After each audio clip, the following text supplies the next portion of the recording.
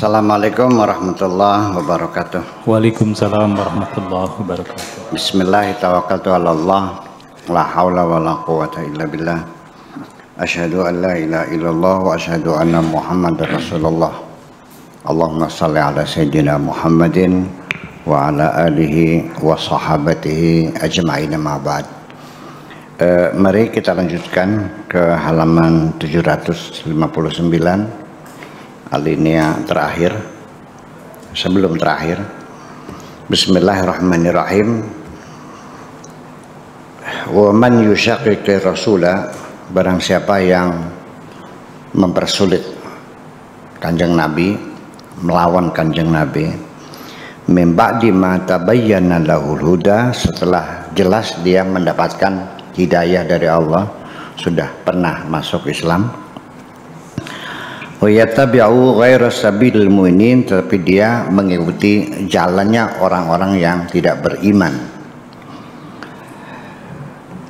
Nuwallihi ma tawalla, akan kami palingkan dia. Wa nuslihi jahannama, dan akan kami bakar dia di neraka jahanam. Wa sa'at masira, dan neraka jahanam itu adalah tempat kembali yang paling buruk. Wa yu'allilu an-nasa hadzal masir al-ba'is, nasib yang sangat mengenaskan, yang sangat buruk itu diterangkan oleh nas ini, diuraikan.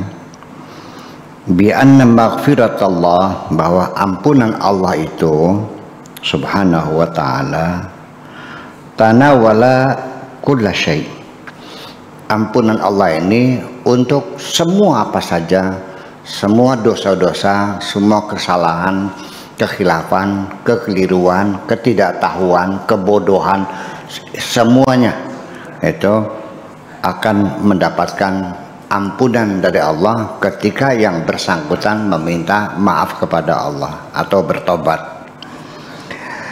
Illa an yushraka bihi, kecuali dosa yang kau lakukan itu karena engkau mempersekutukan Tuhan. Nah, itu lain bedanya. Kalau mempersekutukan Tuhan, fahadihi la maghfirata liman mata 'alaiha. Di sini tidak ada ampunan bagi orang yang mensekutukan Tuhan ketika sampai mati dia tidak merubah diri. Itu. Jadi bagaimana? Ya logikanya semua dosa selesai. Asal kau minta ampun, diampuni. Innallaha yaghfiru dzunuba jami'a, semua dosa akan diampuni oleh Allah. Dan Allah memperingatkan kepada kita semuanya, jangan berputus asa untuk mendapatkan rahmat dari Allah.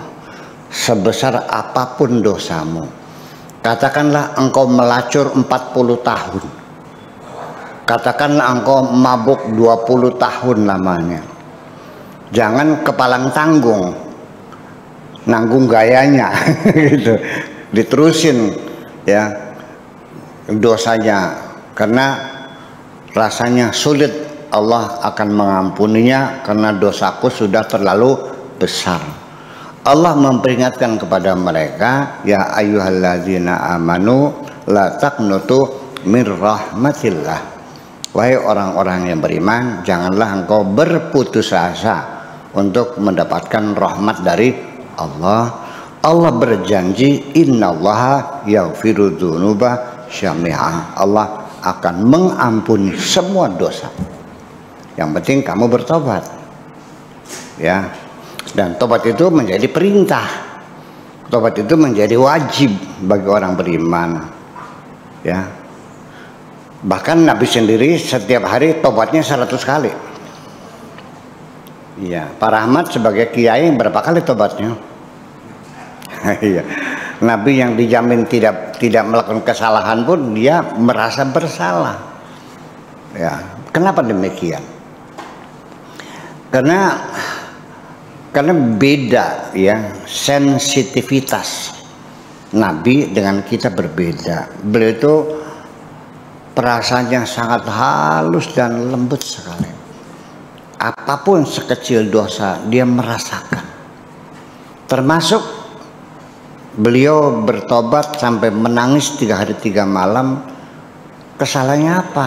Dia enggak menyakiti orang, dia tidak mengkhianati orang, dia tidak. Hanya satu salahnya, dia memalingkan muka ketika ada orang buta datang. Abasa wa tawalla an ja'ahul a'ma.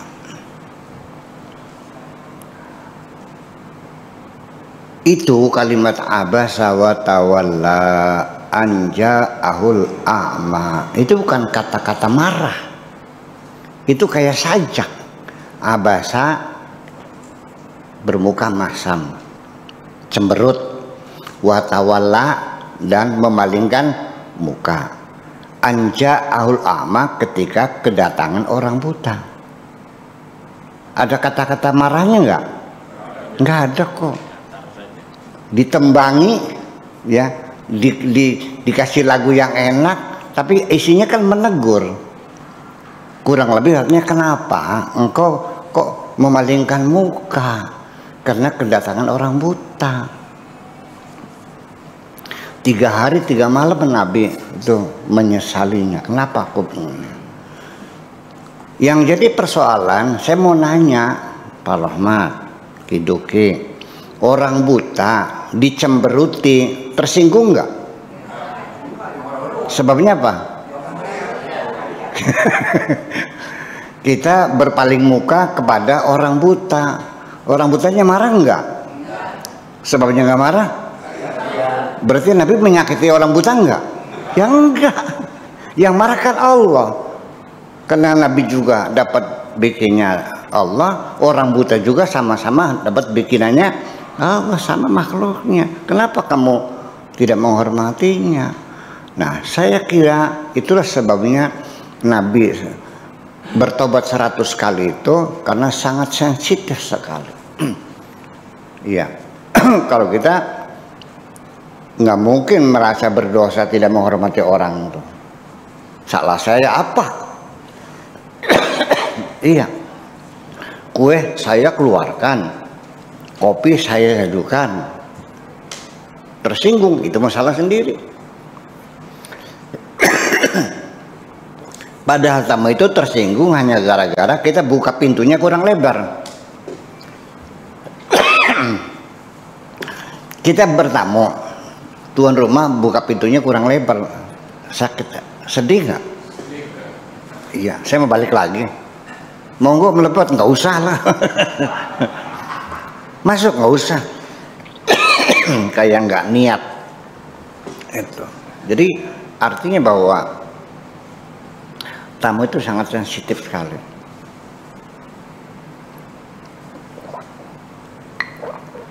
Sangat sensitif sekali. Kita sedikit saja kurang ramah, merasa kurang nyaman tamunya. Ya. Umpamanya, ya Allah ya Rabbi. Umpamanya tamu datang. Nah, silakan masuk. Ya, ada perlu apa? Bahasa itu kan kurang nyaman. Ya, kalau sama tamu itu jangan bilang ada perlu apa. Apa yang perlu saya bantu? Kan gitu. Beda gak? Ada perlu apa? Dengan apa yang bisa saya bantu? What can I do for you? Beda kan? Dengan what do you want? Beda kan? Ya iya gitu. Ya Allah ya Rabbi. Jadi sekalipun saya tahu dia naik bus, naik Kopayu, nggak apa-apa saya nanya. Untuk ramah tamah mah, naik apa kesininya? Sekalipun saya tahu dia sendirian, ya untuk ramah tamah kita tanya juga dengan siapa kesininya. Dari rumahnya jam berapa? Pada saya tahu paling jam 9 dari rumahnya, dari Sukra kok. Ya, jadi semakin kita banyak bertanya itu tamu juga merasa nyaman, sehingga merasakan tuan rumah merasa senang hati saya datang, kan begitu. Itulah Nabi, makanya sehari bertobatnya 100 kali, karena dalam pergaulan sehari-hari kita tidak bisa dihindari piring itu retaknya karena piring juga. Piring ditumpuk, mangga-mangga. Gesek-gesek bisa retak enggak?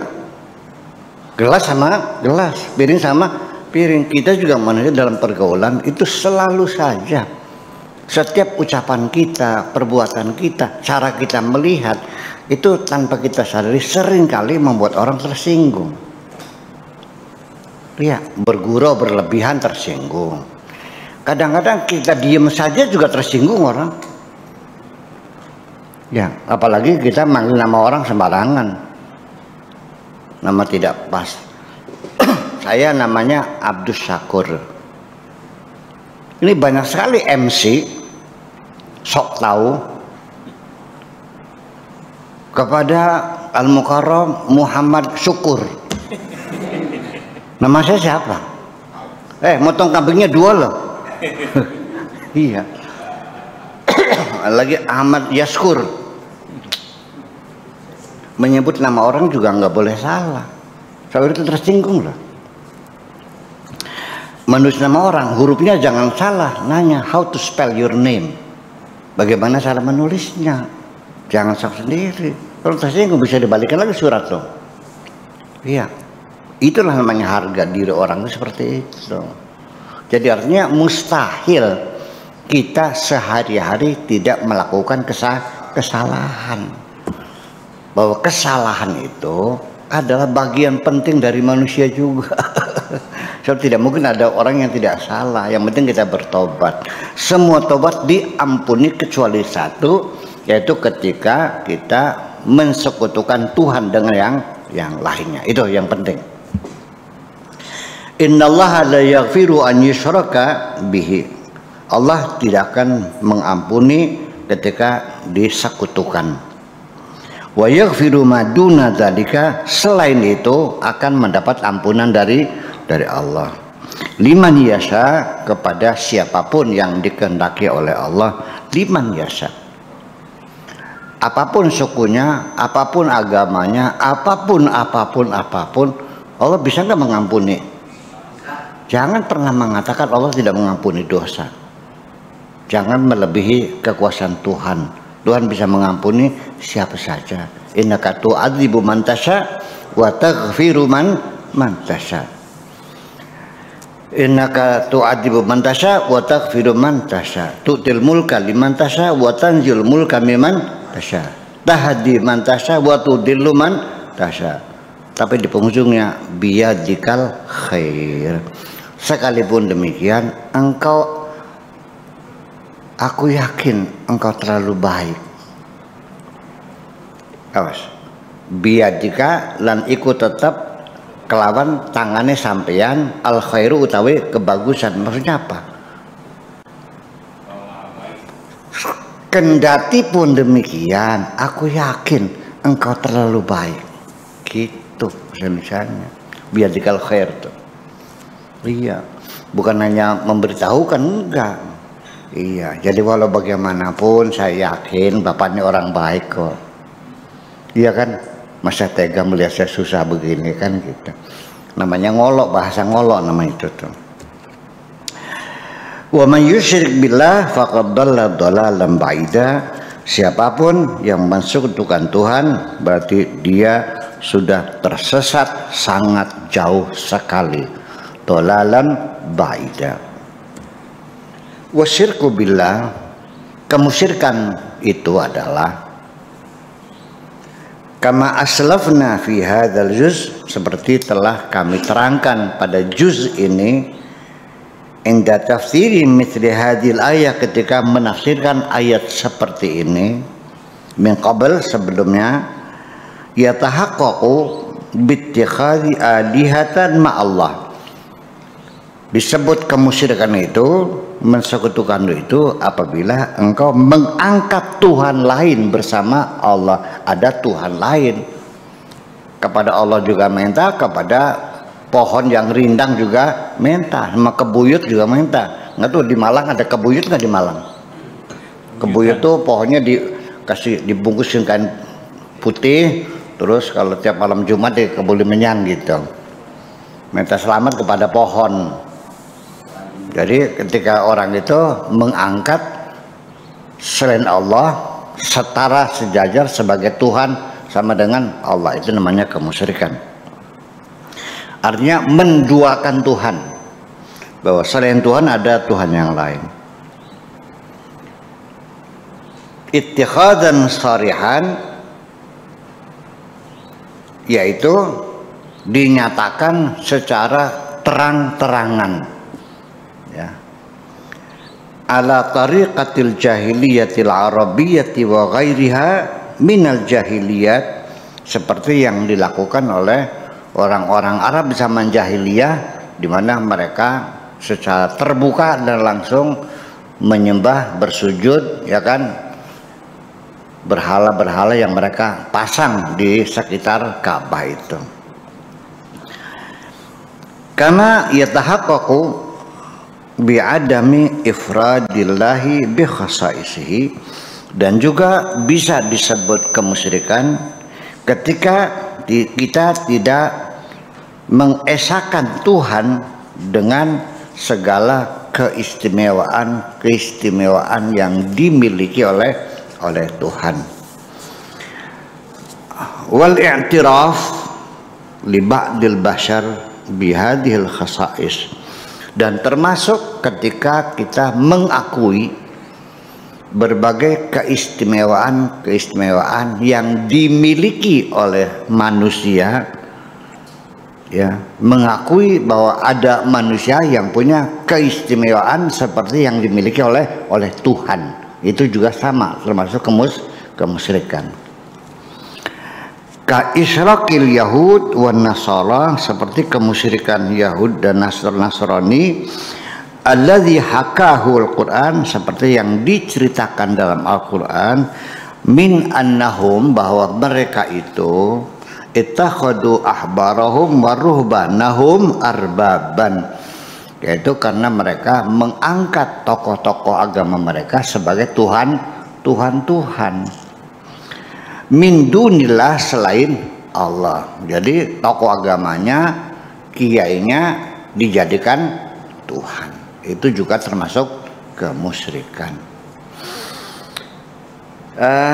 Itulah sebabnya sampai sekarang saya tidak menentukan torekotnya apa, karena ada kekhawatiran di dalam diri saya. Biasanya kalau torekot ketika berzikir itu syaratnya kita harus membayangkan wajah mursyid, betul nggak? Ya sekarang kalau mursyidnya mukanya ganteng enak juga sih membayangkannya. Tapi kalau mukanya nggak ganteng gimana? Kalau bibirnya sumbing, nah, iya. Kalau sayanya ganteng, iya enak bayangkan. Kalau sayanya tidak ganteng, empet enggak? Itu persoalannya. Jadi kenapa sih kita tidak membayangkan wajah Allah aja sih? Iya kan gitu. Dan kesetiaan kita hanya kepada Allah dan Rasulnya, semacam itu. Itu kekhawatiran. Walam yakunu abaduhum, padahal mereka itu tidak menyembah tokoh-tokoh agamanya itu. Tidak, mereka tidak menyembah, tidak menyembah togami, tidak menyembah kiainya, tidak sebetulnya mah. Walakin kanu faqat, tetapi mereka itu hanya saja kesalahannya i'tarafu lahum bihaqqis tasyri' lahum, karena mereka mengakui, membenarkan tokoh agamanya mempunyai hak membuat undang-undang, bisa mengharamkan dan menghalalkan. Itu persoalannya. Jadi ini juga hati-hati ini nih. Ini kata Syed Qutb ya, di tafsirnya, ya, kesalahannya karena mereka mengakui bahwa tokoh agama itu punya hak tasyri', artinya hak konstitusi, ya, hak untuk menetapkan undang-undang, gitu. Min dunillah, selain Allah, fahramu alaihim wa halu lahum, sehingga mereka mengharamkan dan menghalalkan. Jadi kita kembali lagi, saya sudah mengatakan berulang-ulang, saya tidak punya hak untuk mengharamkan dan menghalalkan. Sebab itu adalah hak prerogatif Allah, yang berhak untuk mengharamkan, menghalalkan hanya Allah, karena Dia pemilik. Saya sama dengan kamu juga sebagai tamu di sini, sama-sama tamunya. Kok kenapa saya mengatakan ini haram ini halal?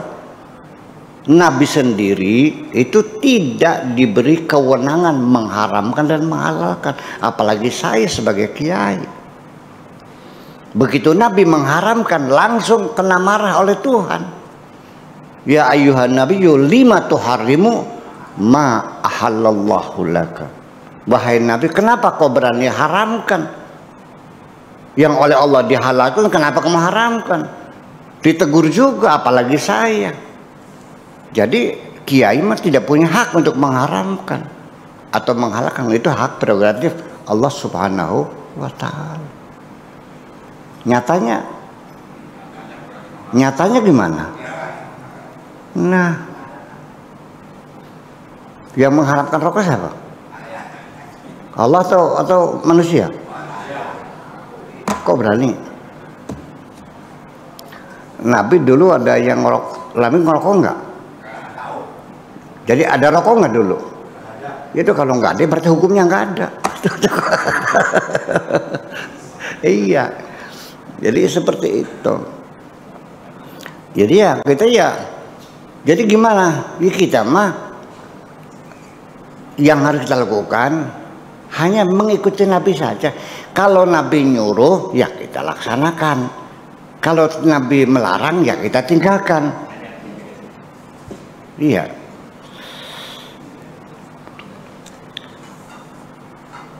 Wa ma atakumur rasulu fakhudhuh wa ma nahakum anhu fantahu. Kalau Rasul menyuruh, laksanakan. Kalau Allah Rasul melarang, tinggalkan itu saja kok. Kita jangan membuat hukum sendiri macam itu. Ini kata Syekh Qutb. Ya.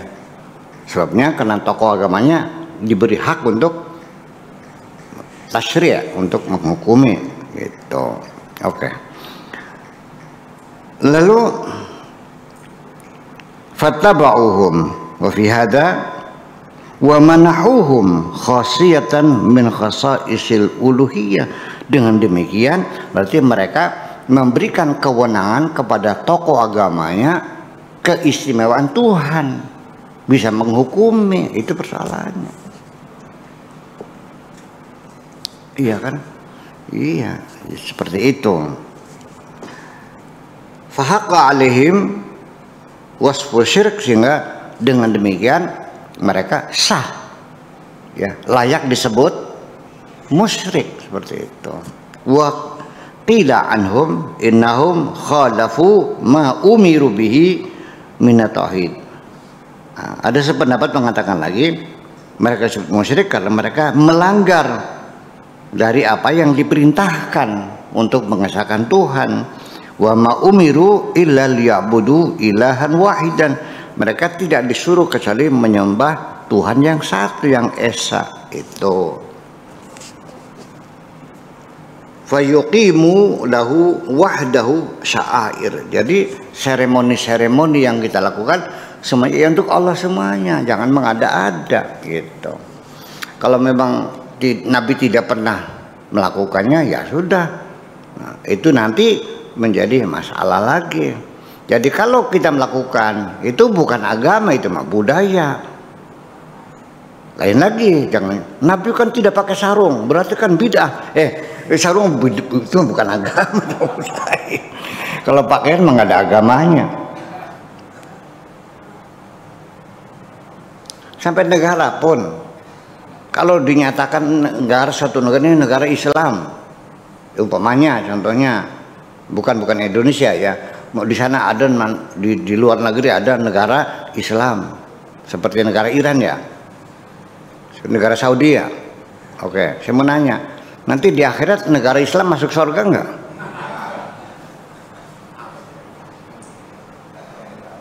Ya karena negara bukan mukallaf. Mukallaf itu manusia. Yang berkewajiban masuk Islam itu manusia, bukan. Kalau negara mah silakan kita berdasarkan konsensus, kesepakatan bersama urusan dunia. Paham ini? Seperti itu. Ini konsekuensinya seperti itu. Kemudian wa yatalaqau minhu wahdahu asyara'i wal awamir. Jadi kita hanya menerima perintah dan larangan itu dari Allah melalui Rasulnya, bukan melalui tokoh-tokoh agamanya. Jadi jangan mengangkat kamu dirimu sebagai Tuhan, apalagi menganggap ulama tidak pernah salah. Siapa bilang? Coba sekolahnya menyalahkan Imam Syafi'i kalau nggak di, jadi nggak boleh salah gitu. Yang boleh, yang maksum itu hanya Nabi Muhammad ya. Sahabat ulama nggak ada yang maksum. Iya, kan nggak ada bedanya aku dengan kamu kok 11-12. Betul nggak? 11 iya, hanya bedanya kan karena belum dibongkar oleh Allah aja sebetulnya. Kalau sudah dibongkar mah nyungsap semua kok. Jangan sok merasa suci lah. Ketika engkau masih sering melakukan dosa-dosa, jangan pernah menganggap dirimu lebih hebat dari siapapun kok. Ya, itu aja. Mas, sehingga ada pasor kah? Ya, yang rendah hati. Ya, nggak ada manusia yang berhati malaikat tuh. Lalu wala ghufrana lidzambi syirki. Adapun dosa syirik maka tidak ada ampunannya. Jadi gimana? Ya masuk Islam lagi. Karena syirik bukan dosa, mengingkari Tuhan aja. Jadi gimana supaya jangan masuk neraka? Ya masuk Islam lagi, baca syahadat lagi, bukan tobat. Jadi salah paham. Bertobat dari kemusyrikan yang enggak ada tobatnya. Kamu musyrik ya masuk Islam lagi berarti. Ketika musyrik Anda berarti setelah keluar dari agama Islam. Supaya diampuni gimana? Ya masuk Islam lagi, baca syahadat lagi, itu aja persoalannya. Nah, mata sahibu alaihi itu kalau sampai mati dia tidak masuk Islam lagi, tidak baca syahadat lagi, ya sudah selesai. Berarti dia muslim. Bainama babul maghfirati maftuhun di kulli dzanbin siwahu. Adapun pintu pertobatan selalu dibuka untuk semua dosa. Indama yasha Allah, ketika Allah berkehendak semuanya akan diampuni semuanya. Wasababu fi ta'zimi jarimati syirki. Adapun sebab kenapa dosa kemusyrikan itu dianggap dosa yang sangat besar sekali, ya, wa khurujuha min dairatil maghfirah, dan berada di luar ya wilayah ampunan Tuhan. Anna man yusyriku billah yakhruju an hududi al khair wassalah tamaman. Karena orang musyrik itu berarti sudah keluar dari area kebaikan dan kebenaran. Seperti itu.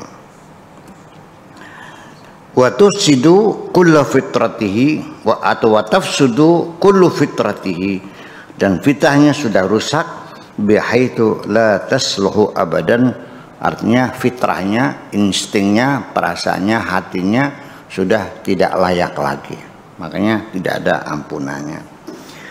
Walau baqiya khaitun wahidun salihun min khuyutil fitrati la syaddahu ila syu'ur biwahdaniyati rabbih.